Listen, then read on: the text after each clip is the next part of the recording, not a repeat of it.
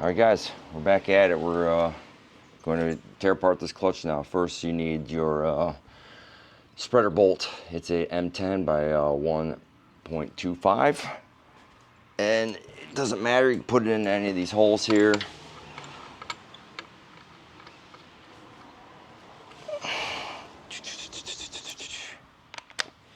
Now, I use an impact until it just starts pushing in.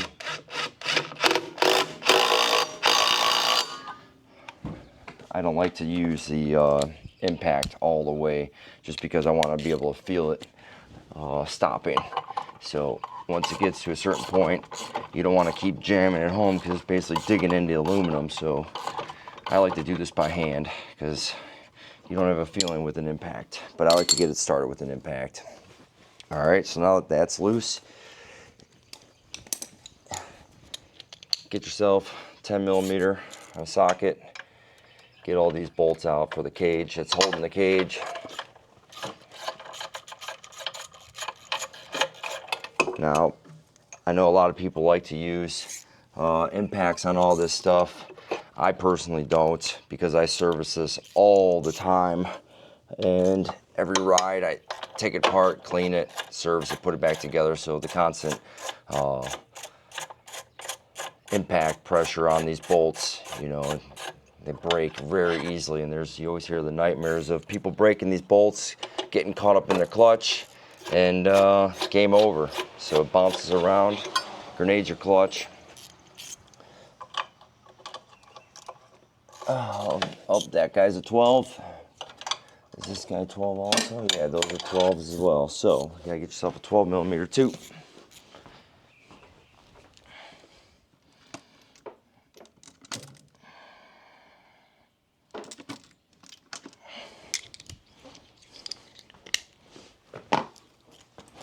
So those are the bolts. These two are the nuts.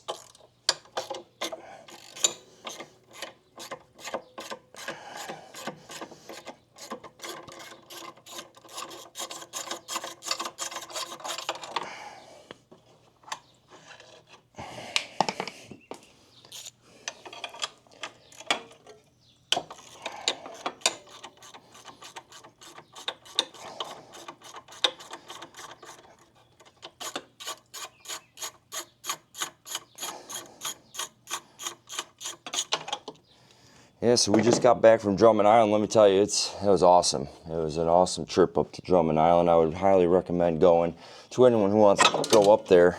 It's beautiful up there. Scenery is amazing.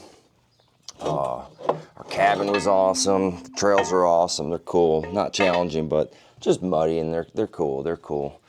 So now here at this point, we got our belt loose, cage off. And you're just gonna simply take your belt, if it's still intact, which mine is, and you're just gonna roll it off. Just like this. Oh yeah, make sure your machine's in neutral too so you can spin that. So this belt, you can feel it's soft and gummy. It's probably got stretched. Yeah, there's a lot of, yeah, it just looks like it got stretched. Probably just due to heat and getting cooled really fast in the water, but you could feel this is actually a G-Boost belt too, which I'm surprised. You can see the wear on there. So this lasted me about, man, I say probably 500 miles. Pretty good, but we're pretty aggressive on our machine, so that's a pretty good time. So here we go. It is really dirty. I don't have any grooves or nothing, which is good to see, but I could see there's just gunk on there. So we're going to tear this all apart and figure out what's going on. Good cleaning. We're gonna need a good cleaning. So first, take this bolt off. There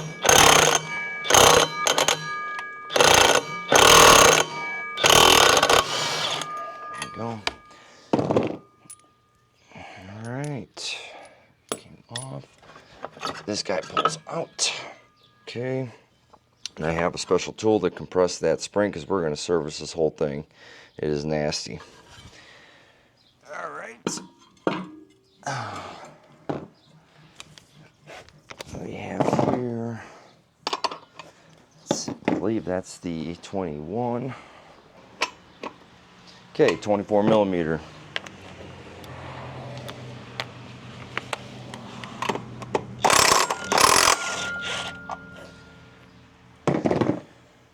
Okay, so I like to take those off with the impact because I pretty much put them on with an impact. So I notice I took off my shock. Gives me more clearance to pull this off and do this. Actually, I don't think you can pull this guy off without removing your shock. I know you can pull this guy off, but not this primary. So let's pull this out. And I'm actually noticing there's a lot of just gunk in there, and there's it looks to be damage on top of this slide. So maybe that's my problem here. But yeah, look at how much mud and stuff is just coming out of this. So it's definitely time for a full service. It's definitely time. There's no groovings in this, which is good to see. That's very good. Just dirty, just dirty. Okay, so let me show you guys in here how dirty it is. There's just crud. And what I do is I'll show you guys a trick of mine. All right, I got myself a little janitor bucket. Okay, here we go. So easy. That way you can clean it. You have a place to put your rags up here. So I just always keep a bucket with me. And I like to just clean this. Just get it nice and clean. This is the most important thing, is keeping this clutch housing clean, all your tubes, your ductwork clean.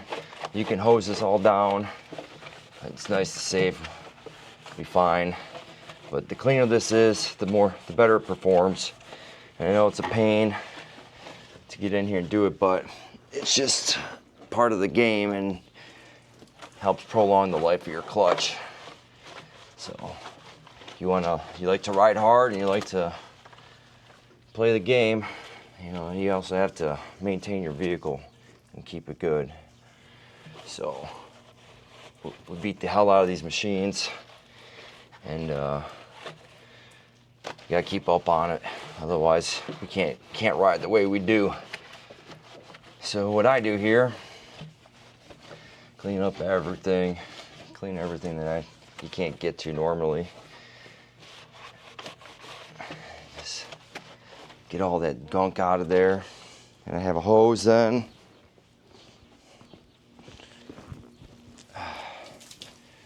And just hose it all down.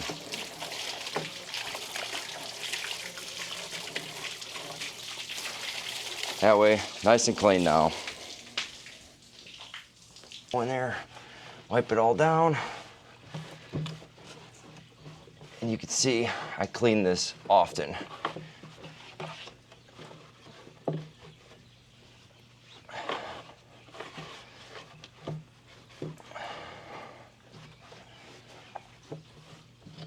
All right, so now while that's drying, we're gonna go over and we're gonna clean our clutches. I'm gonna show you how to clean the clutches out.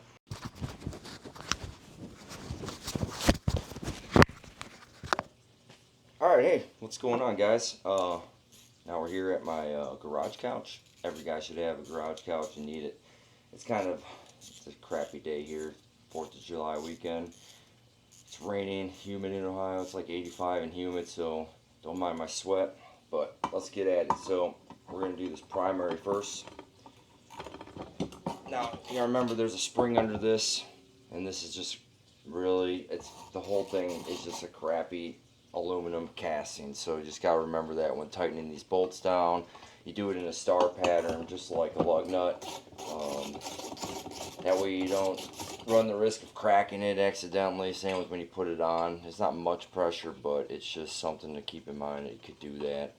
If you put it on crooked, so it also has to sit with this bore and kind of line up here. These are 5mm Allens.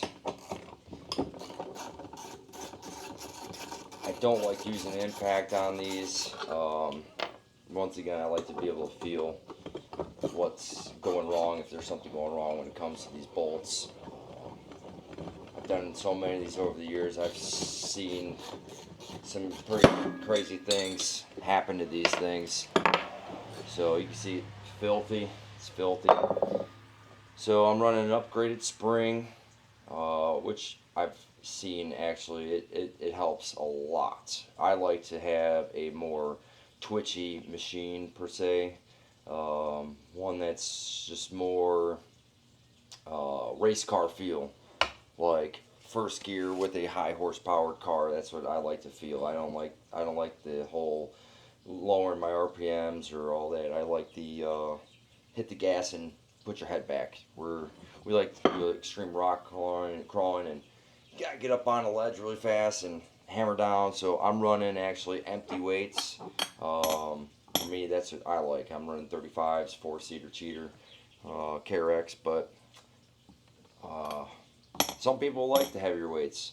I prefer the lighter the setup better, you know. So, all right, but you can see this thing is just filthy, and you can actually hear just the grinding of the stuff. Now, we also make a tool to get this nut off, basically the spline, and what you could do is you could put this on your machine and grab this and spin it off on the machine. It works that way. The problem is you got to have someone hold the brake, and it's a two-person job that way. Or we have a tool, we can split that apart. We're not going to split that apart in this video because we're just going to clean this up. We're going to slap it back on, pull the weights, grease the weights up, and then it should be good. It should be good. We're just gonna wash this one down this time. But I'm noticing there's a lot of actual damage on top here, which has me concerned. Almost like there was stuff, rocks or whatever have you, built up on there, and it just kept slamming back and forth. So I'm gonna have to dig into this more and figure out exactly what's causing that damage. It looks like just dirt and debris. Kind of a bummer, but I mean, these things get beaten. So let me get some snap ring pliers.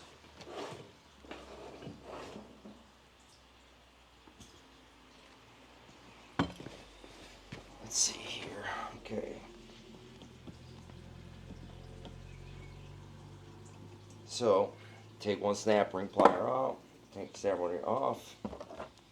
And you should be able to knock these things out. These ones are pretty stuck.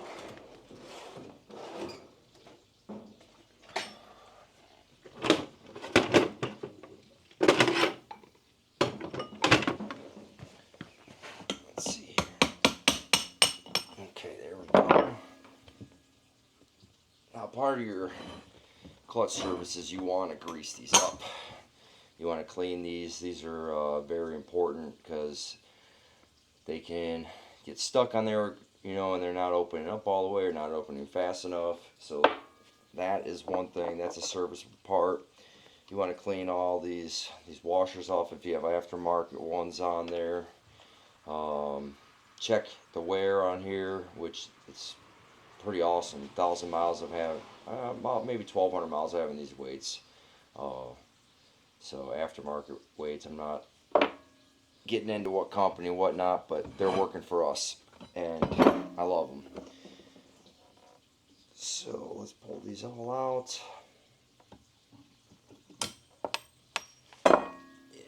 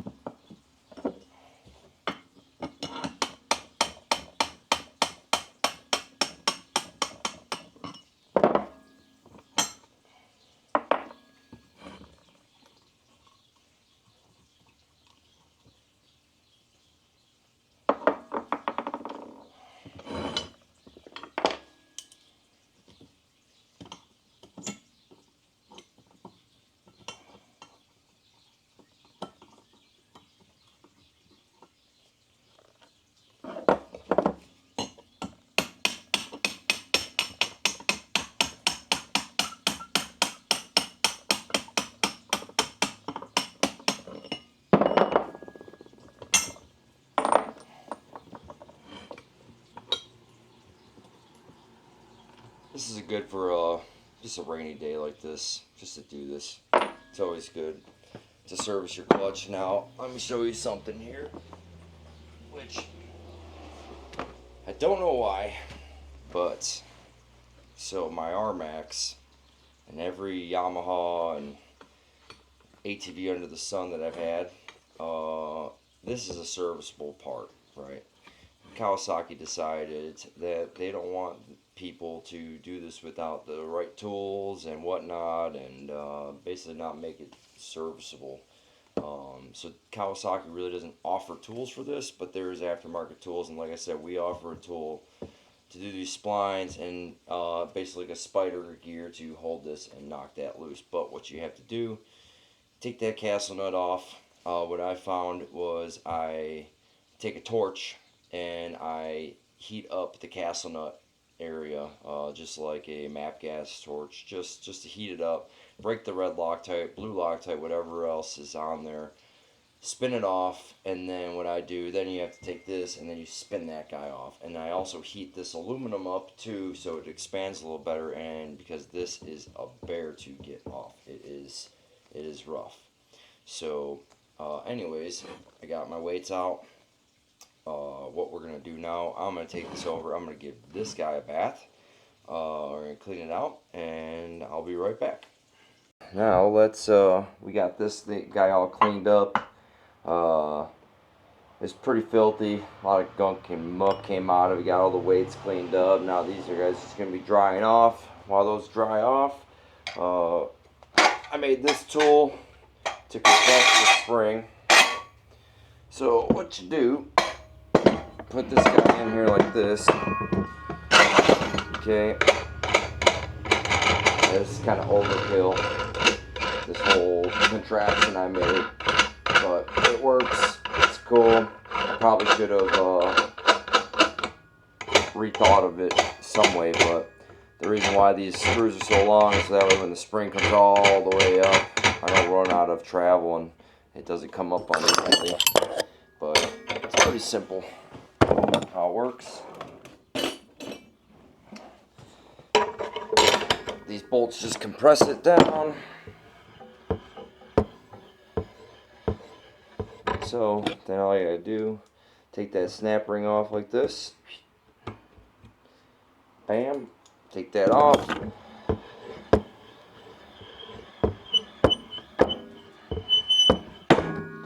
this guy up.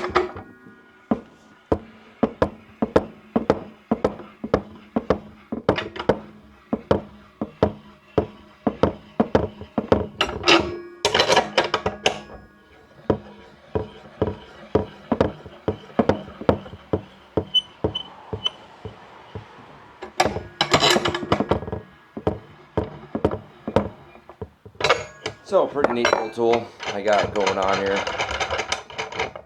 And then just basically take this off. Alright.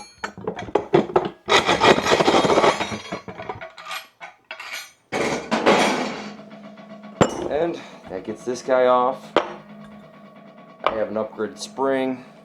And now here is the trick here. So this cap has to come off. Pop that off like a flathead screwdriver of some sort. Okay, pop that up like so.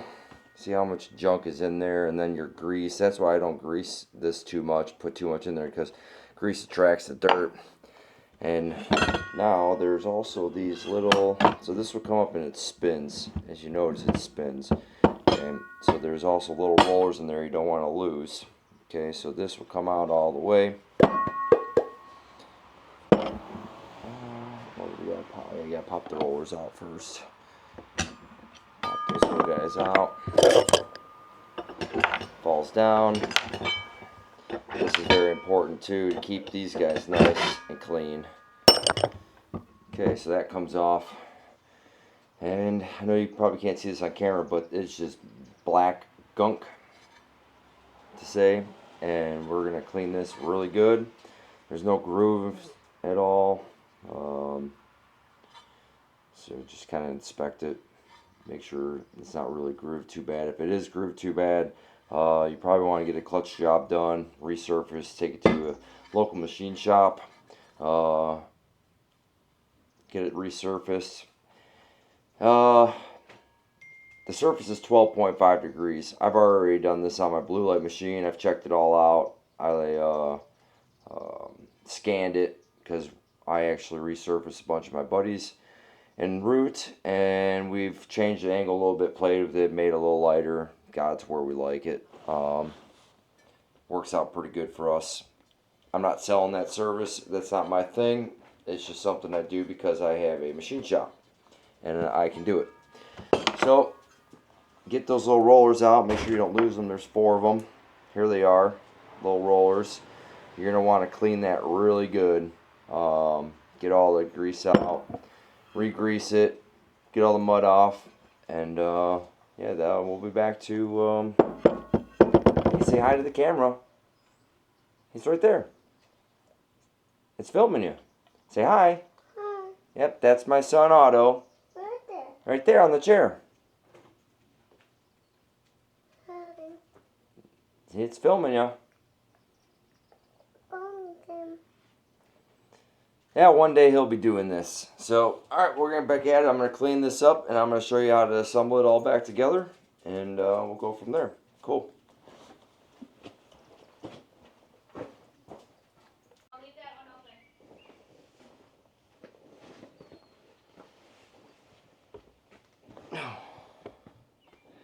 Alright, what we got here, we ended up cleaning up our clutches.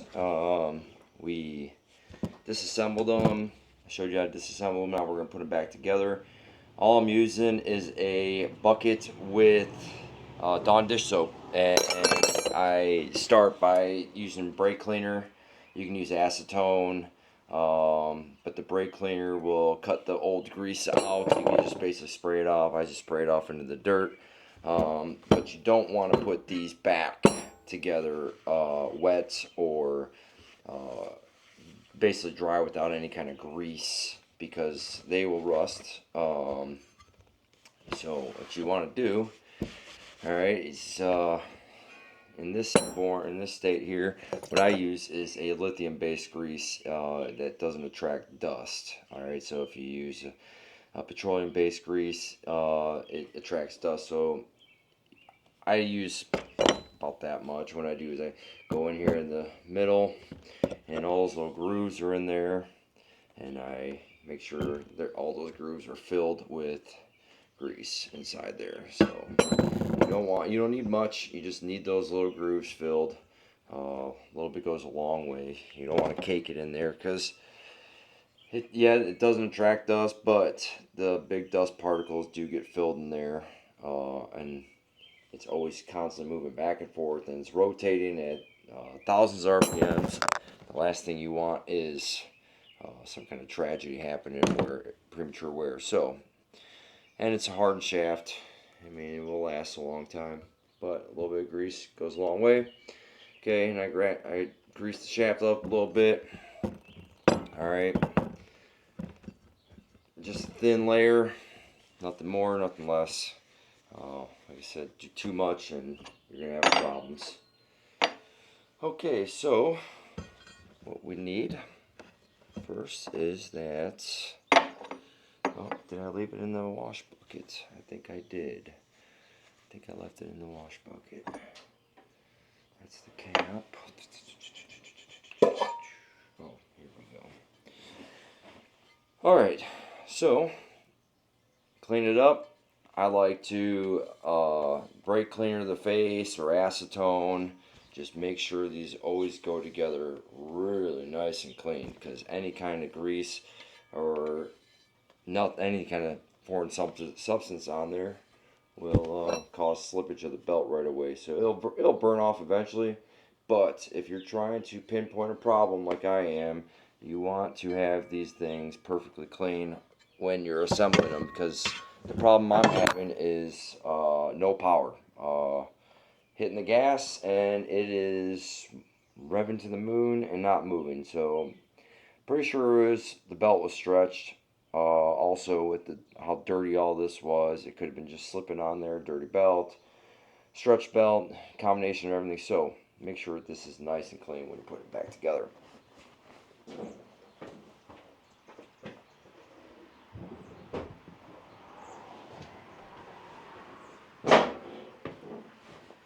So brake cleaner on a rag, do just fine.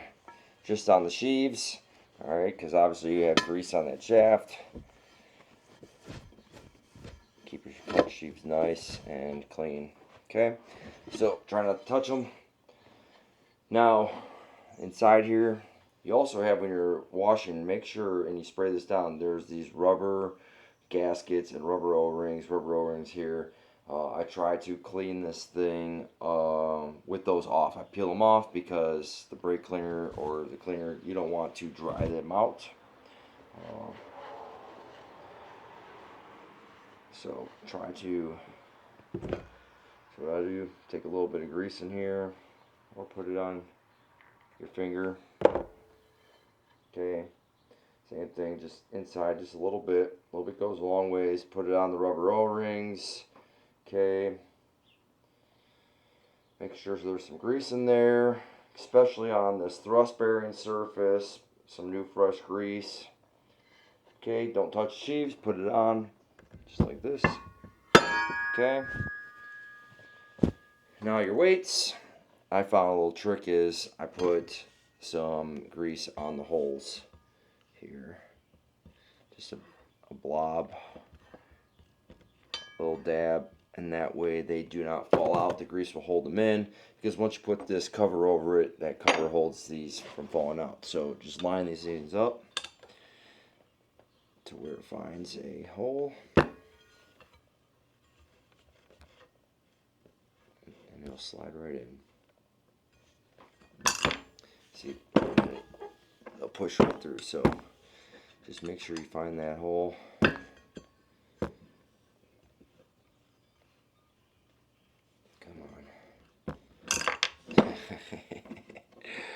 Oh, this will make for a good blooper video, right?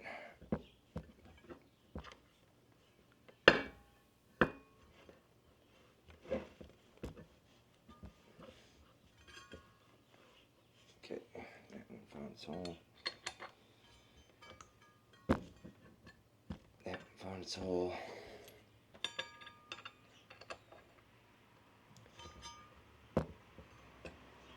Okay. And they're just these little barrel style hardened rollers.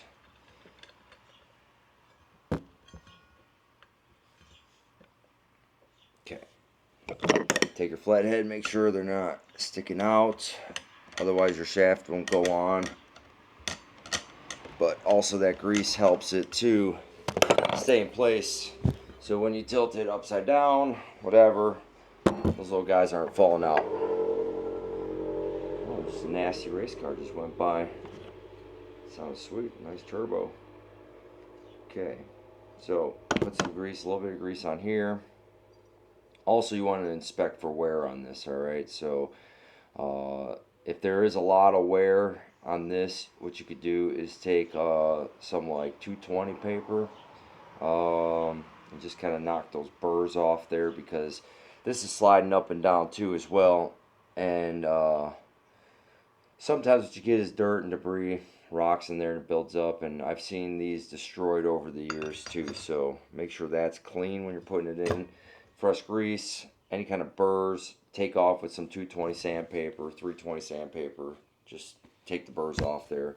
Sometimes that anodized coating. Now I'm running the JBS upgraded spring. All right, so lettering always goes how you're reading it. You don't want to put it upside down. The clocking of it doesn't really matter. It can go anywhere on here. As long as make sure it's nice and flat on there. Keep this guy nice and clean too. Okay, put that back. Get your little tool. Now what you could do, you can use a rim, some kind of tire, or anything with a circle on it, and one person could push down really tight on it. We've seen that happen. We've done it before. and then go really fast with your snap ring pliers and put the snap ring back on. The older I got, I had to figure out a different way because I do this way too often, and that was just a pain. So I came up with this tool.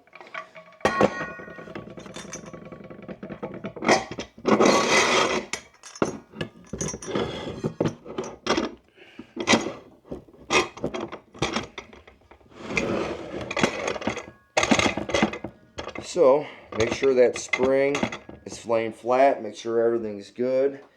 And then what you're going to do is you're going to start pressing this down. So you can do this, like I said, with the tire rim, the buddy, holding down, a spring compressor, a jack, however you want to get it done. You're going to need some kind of tool of some sort to put it down. You always want to make sure you're doing it even. You don't want to put that cocked any sort of way.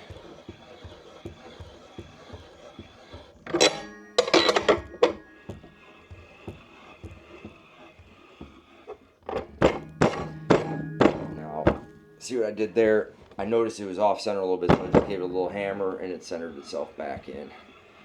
And once it's on that shaft, it'll go down nice and even for you.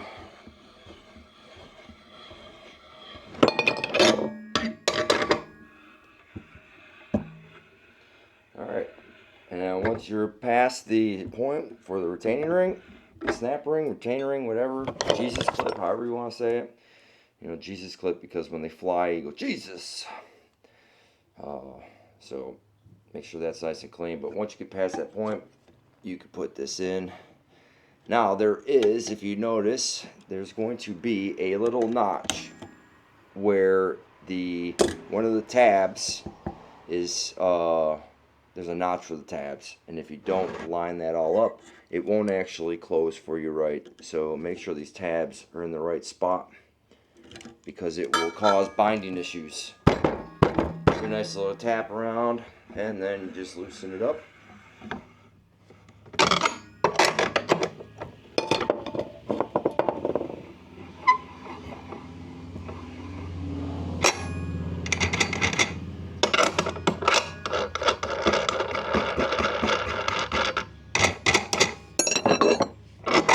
That's that.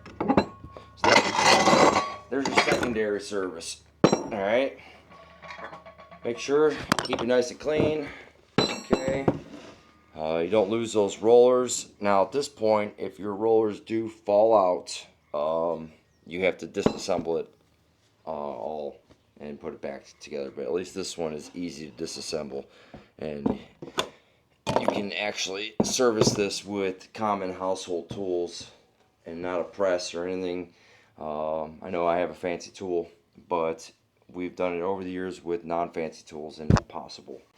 Now this guy, your primary, I'll show you really fast how I do it, how I service it. I'm not going to go through the process, but what I did was I took a wet clutch and I welded it to a plate. This is old wet clutch that was smoked, and then that way the splines sit on there, can't turn. And then I made this tool so that way you can put a socket or 3/8 wrench on there, 1/2 inch wrench, however you want. I have two different sizes, and what I do is stick this guy on there. Okay, well first you gotta get the castle nut off. You can take a little straight edge if you don't have that castle nut tool, or a punch, and punch it off. Alright, that has red Loctite on it or blue, but mine had red. I ended up putting blue back on there, and then you take this guy and then I put it around here, 1/2 inch, put it in the vise, crank that thing off. It's a pain. Takes a lot of strength to do it, but it's not bad. It's not bad. A torch, heat up everything, that way it expands and helps it out. So that's how you tear apart the primary. For cleaning, and same thing, a little bit of grease on the slides, on the shaft, thrust bearings, grease it all up. So I clean this thing Dawn dish soap, once again, let it sit here and dry. This is the stock spring, the primary spring. We are going to try something this weekend. We're going to see how it works. There's a whole bunch of controversy on the internet. You boneheads are just arguing over who has the best clutch setup. And I'm over here not caring what the hell happens, as long as it does what I want it to do, or performs the way I want it to perform. I'm happy. So I have my opinions. Everyone else has their opinions. And I'm going to leave it at that. So this is a lighter spring, and I'm not going to go over what it does, because one person says one thing, another person says another thing. But what I think is going to happen is this is going to allow it to actually open up faster for me. I think it's just common sense. It's a harder spring. It's putting pressure on that plate. I want it to open faster. So maybe it slows it down. Maybe it makes it open slower. In my head, I want it to open faster. So less pressure. I don't care about engine braking, because that's what my brake pedal's for. We go 60 to 0 miles an hour just like that when one of our buddies slams the brakes in front of us, or we're going flying through the woods and there's all of a sudden a down tree or erosion bump, and we go from 60 to 0. So we don't have time for engine braking at all.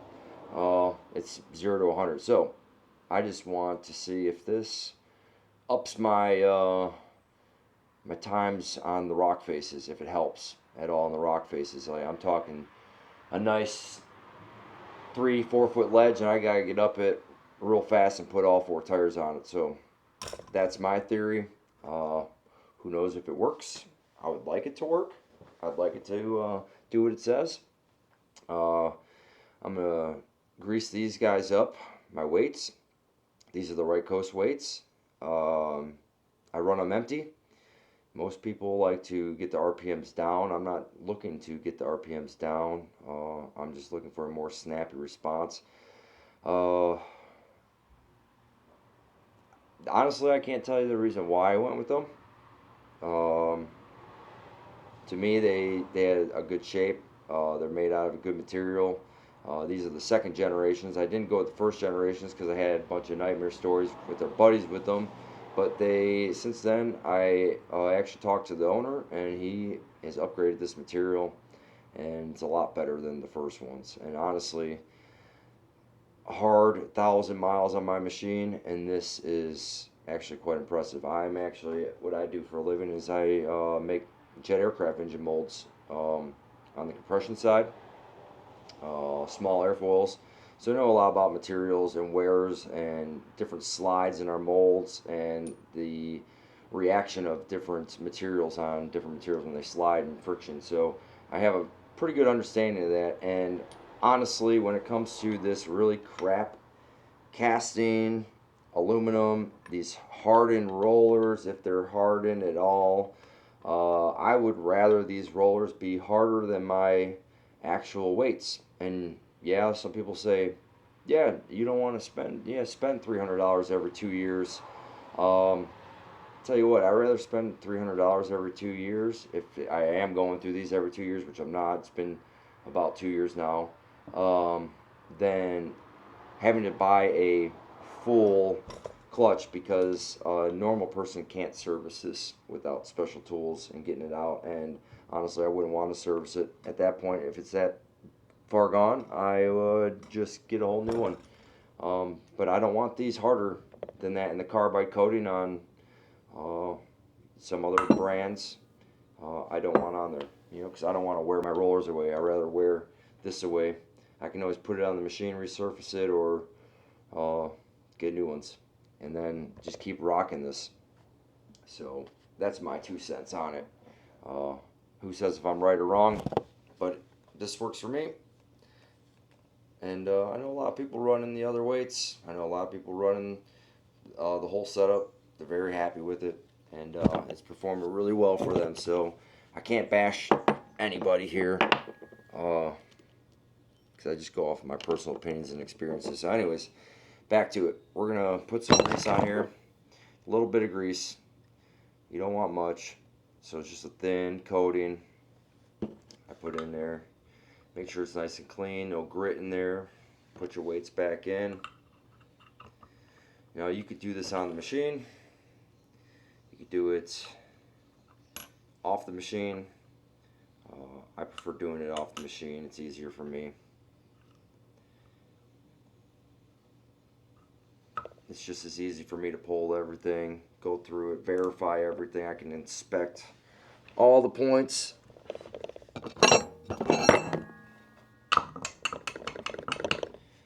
Make sure it goes in nice. Okay. Take your snap rings, put it together. It would help if I had the right snap rings. Pliers. That would help.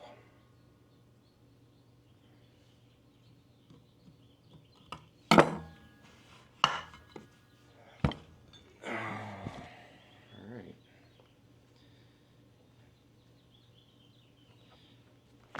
Any kind of wear on these, you should replace them.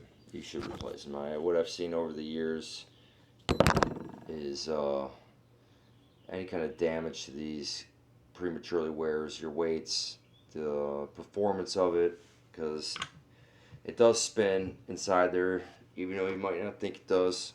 They do spin. Also, you know what? I gotta be honest. I went with these Right Coast weights, and I seen that.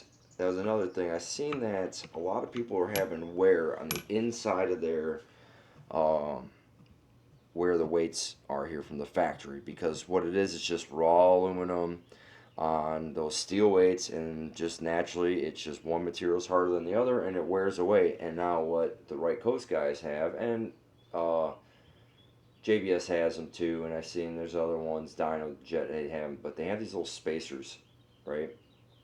And it really, if you do this right from the rip, like I did this as soon as I got the machine, brand new, did these weights, and all my buddies have KRXs, so I kind of learned from their experiences, but theirs is grooved. It's really badly grooved, almost unsavable grooved, and I had to make custom spacers when I machined their weights, the weight areas, because even the spacers that Right Coast or JBS or any of the other guys had, they were just too sloppy in there, because the amount of material I had to clean up, it just wasn't savable. So once again, make sure these things move back and forth. All right, if they're not moving, there's something wrong. And make sure your weights move. Make sure they're nice and free when you're putting it all together. Very important. So I know I'm just talking your guys' ear off, but I don't know what else to do when I'm sitting here filming. The kid went back to the pool with the wife. It's kind of looking like it's going to be a little bit nicer of a day. It was just been raining all day, so I decided, hey, let's see if we can knock out the KRX before we have to go on a business trip to Jersey. And then hopefully I can make it back in time to put the axles on, and we can go do a hill climb competition. So there's a bounty hill at BFR that our good friends over at Can-Am Crew are going to put on, and nice little bounty amount. So hopefully we can participate in it. There's no chance if I don't have those front axles though, which kind of blow, because this hill is, it's called the Can-Am Crawl, and we did it a couple times, and you need diff lock and a lot of balls, which the guys at Root, that's what we love to do. We love to just hammer and beat the hell out of our machines. So we like to hammer down and hit the rock faces at warp speed and break stuff, and you know, it gets expensive after a while. It sucks, but it's part of the game. It's what we do. We're used to things breaking.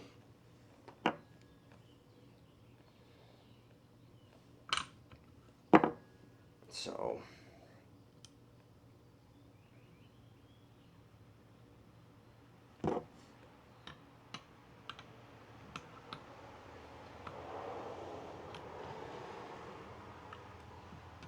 who knows? Maybe clutch weight company might sponsor us one day. Who knows? Let us try different setups of theirs, and maybe it'll be a different tune the next time you hear from us. It might be pumping a different product. Who knows? But we all run different weight setups. We all have different setups, and we have between me, Jeff, and Joe, 20,000 miles on these machines with different weights, different springs. Yeah, there's our two-seaters, but tell you what, same power plant, same everything, and it's on a good day, I keep up with them just as much as they keep up with me. So we have it dialed down. We have dialed in right now to basically 14 and a half degrees on the clutch sheaves. And oh, here's a thrust bearing in here too. Make sure it's nice and clean and greased up. Make sure there's grease on that. That rides on this shaft right here, so make sure there's some grease in there. There's also an O-ring in there too, so make sure that doesn't fall out or get gunked up. But that thrust bearing is pretty important. That centers this whole thing. So that's like that. Now, I like to put blue Loctite on these just because it's pretty important. It's, or at least a couple, because it's I've seen over the years these things back off, and not good stuff. So I like to clean up the bolts, put just a tiny bit. We're not doing the whole screw. There's pressure from that spring on there too, but the last thing you want is anything spinning in a motor or clutch, anything spinning to come loose on you. It's bad. It makes for a very bad day. And my background, drag racing and building bikes and building some high nasty horsepower machines. Loctite's your friend.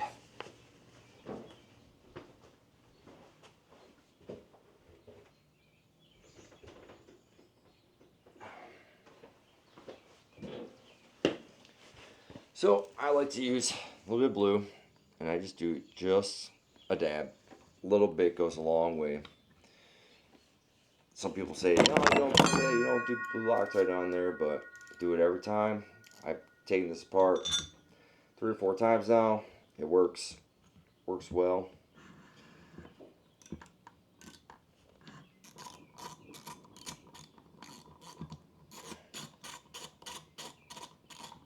Okay, so this is just like a lug nut on a car, or any kind of, you want to do it in the star pattern, okay? Because you could potentially bow that plate, snap it in half, and I do not recommend doing this with an impact, because you want to be able to feel that. And if there's something, any kind of binding, then you want to stop and just start over. Like I said, this clutch is very expensive.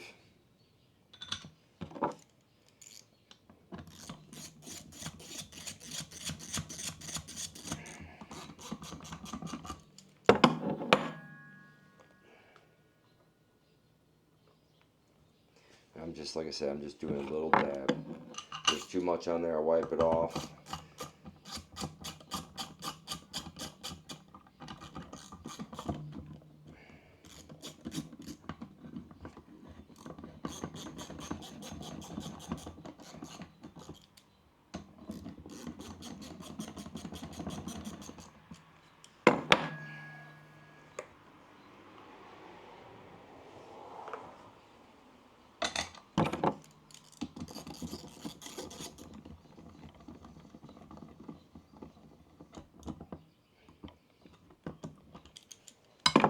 Now, I have been eyeing up that nifty little red plate for centering on there.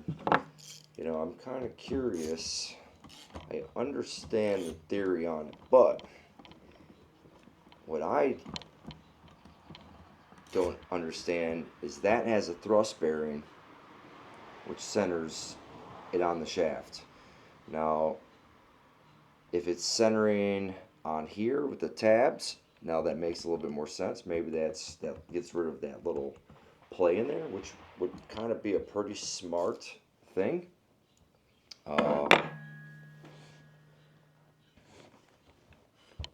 Maybe that's what it's for, you know. So I'm kind of curious to see if that's even, you know, maybe it gets rid of some of the play in there.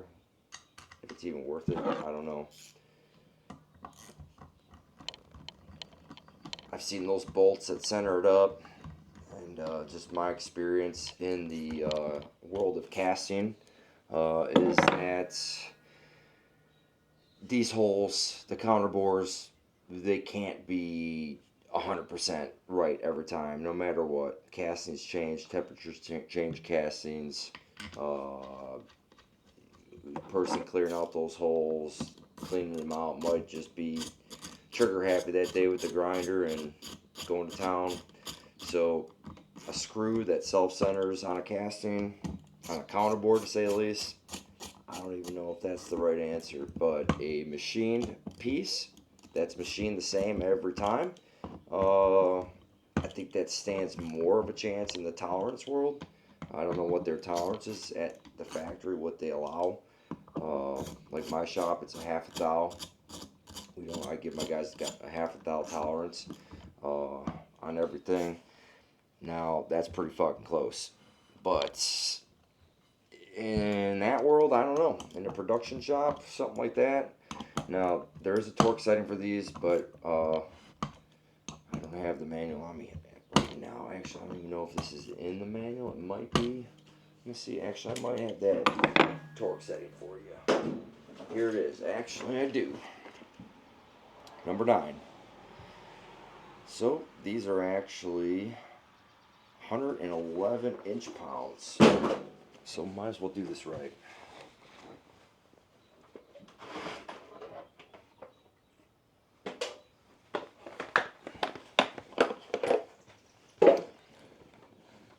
Highly suggest getting yourself a torque wrench if you're going to work on your machine. It's just a peace of mind. It's something that I've trained myself over the years, especially being a tech, to torque bolts. So 111. Okay. Might as well do it. That way you know. Star pattern once again.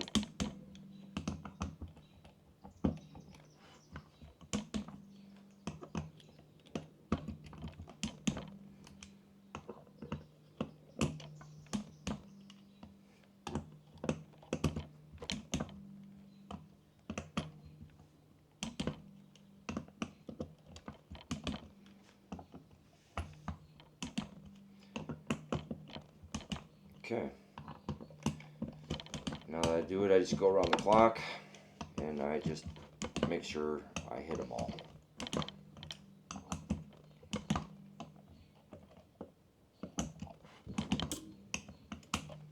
Okay. So that was my video on how to clean these things and service them. Pretty easy.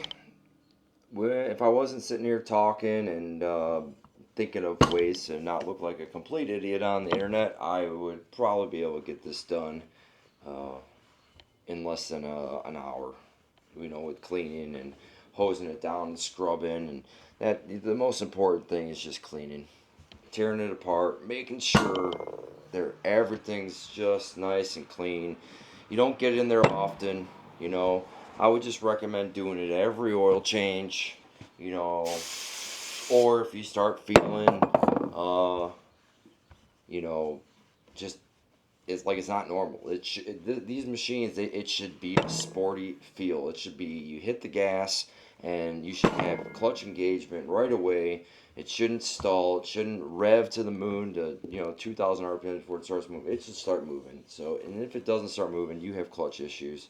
Whether it be the belt's stretched, it's old, dry rotted, the sheaves are grooved, your weights are stuck, or your rollers are grooved.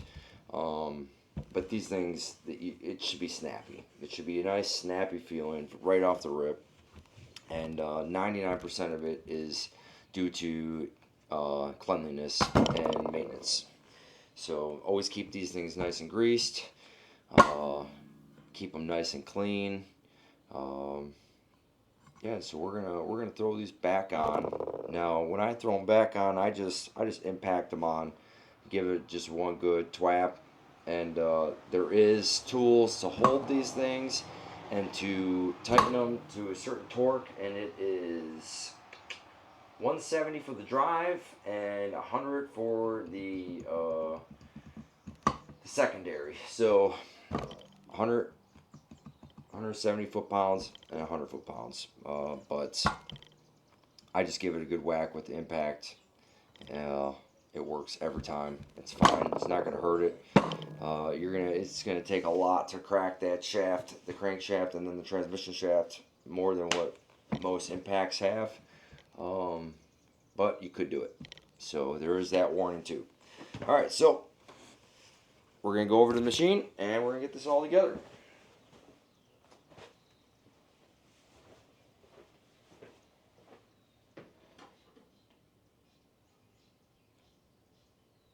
Okay, so what I've done was I've cleaned this whole machine up. Now, after I clean it, I'm going to put some grease on these shafts, just thin layer, not much. You don't want to glob it on. I always put some on the bearing races. Alright, put some on the splines. Alright. Just make sure it's nice and clean, all the dirt and debris off of it. Okay, now there is a keyway here. Okay, so it is clocked.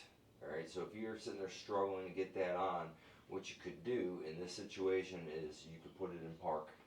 Alright, you put it in park, and then that way, or not park, drive. We don't have park. That's a Polaris thing. Stupid Tommy. Put it in drive. That way this can't spin. That way when you're putting it on, it falls right in place.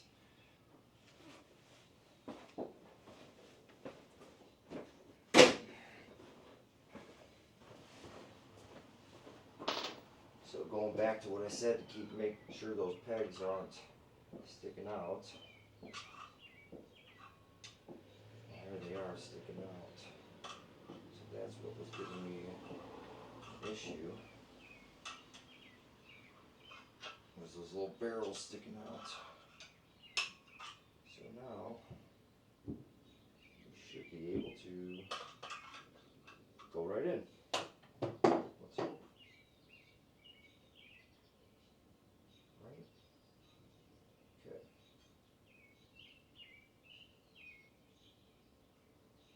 Should slide right in.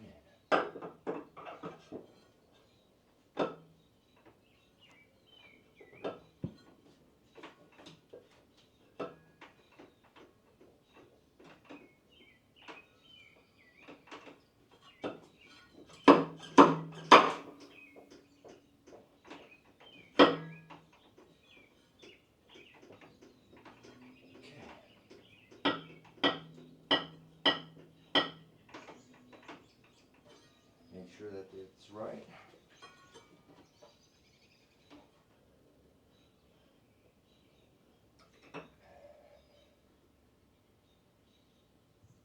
Those didn't fall out.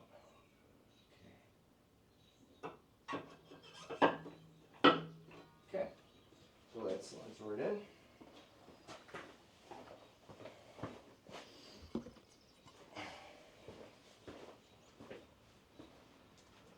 And this guy will slide right in.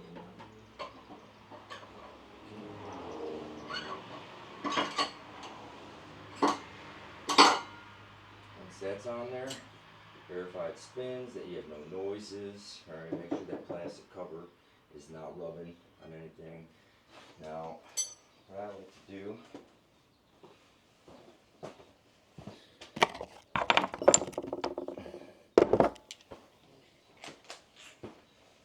I said, I get this started with the impact, just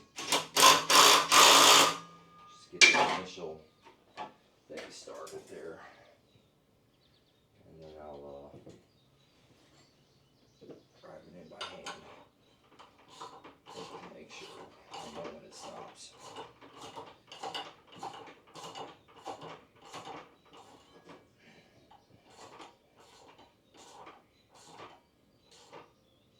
Okay,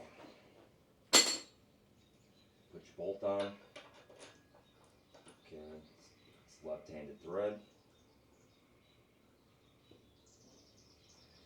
Make sure you start it, obviously, before you go and gun it on. Because the last thing you want to do is cross thread that. Then it's game over. So I just give it a twap. That's all I do. Make sure that it's on there.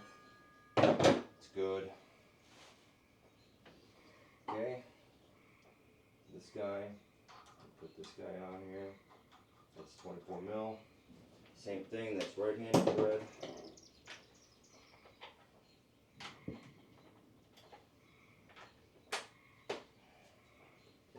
Start with your fingers first, that way you're not cross-threading.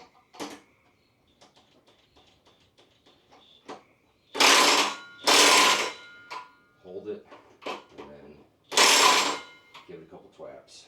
Alright, a couple ugga-duggas will be just fine with the electric impact. I wouldn't use a 3/8 impact, use a 1/2 inch impact. They have a lot more power. And it'll get you up to that 100 foot-pounds and that 170 foot-pounds. Alright, so now we're going to put the belt on there.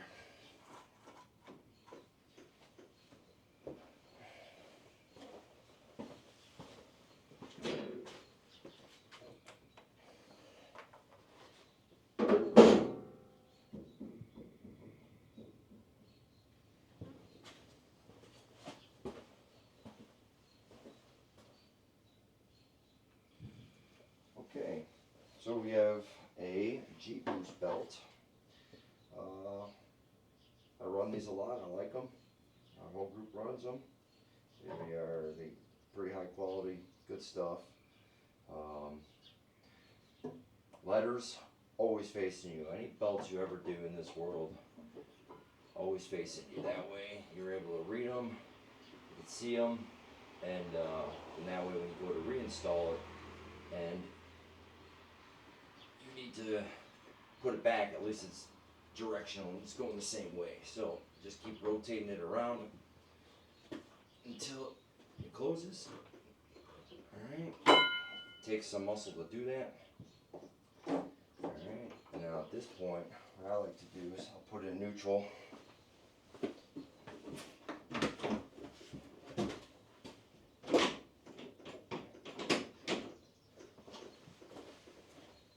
Verify it's in neutral, okay? And I spin it a couple times. Alright, make sure it's centered. And I'll take my bolt out.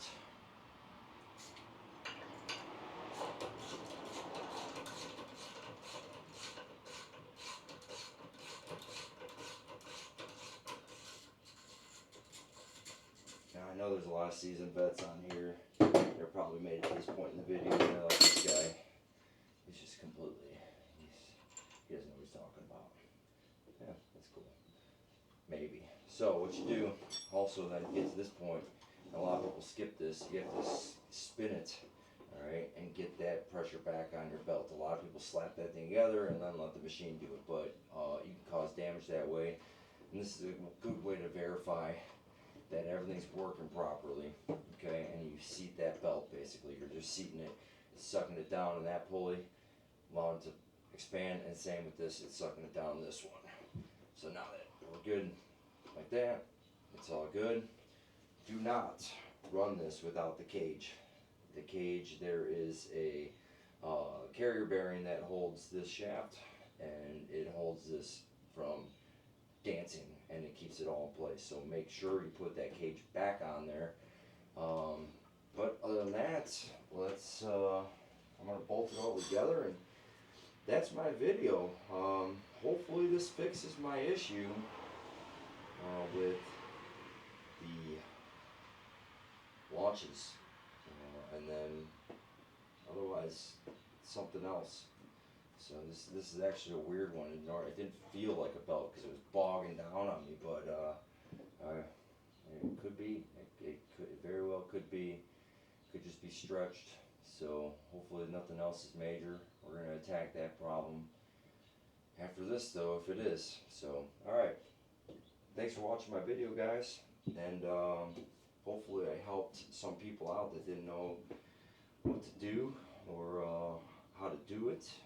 I know there's 100 different ways of doing this, and people have their own ways and their own techniques. This was my technique, and I mean, I've been doing it like this for 20 years on our quads and side-by-sides and golf carts.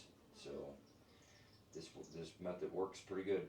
All right, so check it out, subscribe, go to Rudolph Road, check us out, buy some shirts, or maybe go on a ride with us for some cool people. So later, plugging out.